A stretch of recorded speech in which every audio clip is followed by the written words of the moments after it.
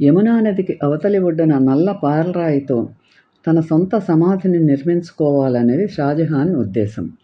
మరణాన్ని అధిగమించిన ప్రేమకు ప్రతీకగా దానిని ఒక వంతెనతో అనుసంధించాలి.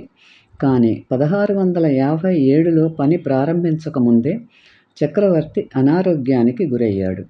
1 సంవత్సరం తర్వాత అతని అధికార దాహం కలిగిన కుమారుడు ఔరంగజేబు అతన్ని పదవీచ్యుతునిగా చేశాడు.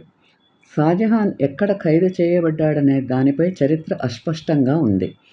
చాలా తరచుగా ఉదహరించబడిన పురాణం ప్రకారం చక్రవర్తి తన జీవితాంతం ఆగ్రాలోని ఎర్రకోటలో గడిపాడు.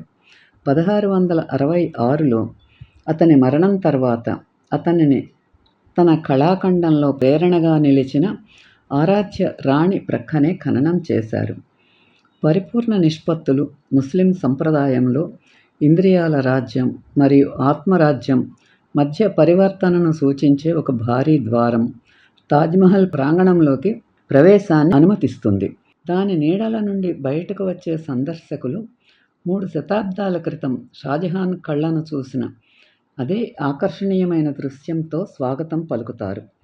ప్రాంగణం యొక్క ప్రశాంతమైన నీటి ప్రవాహం పాలరాయి స్మారక చిహ్నం యొక్క పరిపూర్ణ నిలువు సమరూపతను ప్రతిధ్వనిస్తుంది.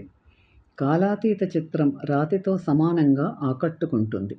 దాని పాలరాయి రూపాలు చంద్రకాంతిలో మునిగిపోయినప్పుడు మరియు గాలి ప్రాంగణ కొలను నీటిని అలలు చేసినప్పుడు ప్రపంచంలోని అత్యంత ప్రసిద్ధ సమాధి దాని వైభవాన్ని చూసేవారిలో శక్తివంతమైన భావోద్వేగాలను రేకెత్తిస్తుంది.